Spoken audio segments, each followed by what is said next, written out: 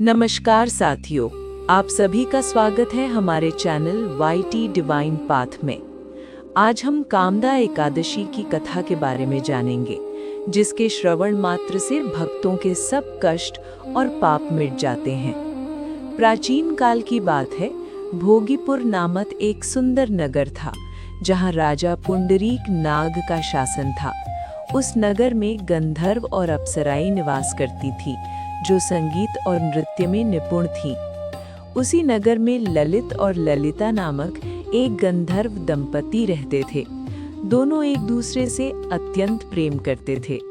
एक दिन राजा के दरबार में संगीत का आयोजन हो रहा था। ललित वहां गायन कर रहा था, लेकिन उसका मन अपनी पत्नी ललिता की याद में खो गया। इसी कारण उसके गायन की लय टूट गई। राजा को ये अपमान सहन नहीं हुआ।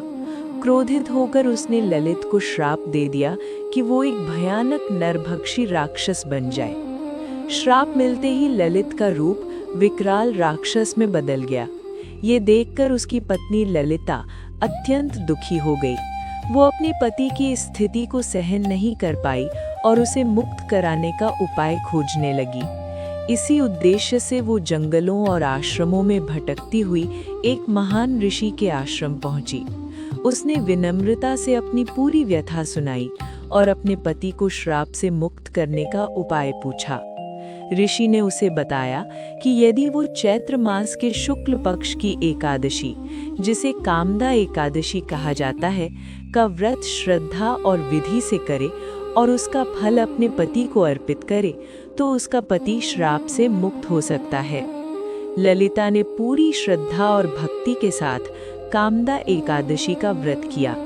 उसने दिन भर उपवास रखा, भगवान विष्णु की पूजा की और सच्चे मन से प्रार्थना की कि व्रत का सारा पुण्य उसके पति को प्राप्त हो। उसकी भक्ति और व्रत के प्रभाव से चमत्कार हुआ। ललित राक्षस योनि से मुक्त हो गया और पुनः अपने सुंदर गंधर्व स्वरूप में लौट आया। इस प्रकार कामदा एकादशी के व्रत ने एक भयानक श्राप को समाप्त कर दिया और एक दंपत्ति को फिर से मिलाया। इस कथा से हमें ये सीख मिलती है कि सच्ची श्रद्धा, भक्ति और व्रत की शक्ति से बड़ा संकट भी दूर हो सकता है। कामदा एकादशी का व्रत करने से सभी पापों का नाश होता है और मनोकामनाएं पूर्ण होती हैं। आगे भी हम आपके लिए इसी तरह की वीडियो लाते रहेंगे। तब तक के लिए हमारे चैनल को लाइक, शेयर और सब्सक्राइब करें।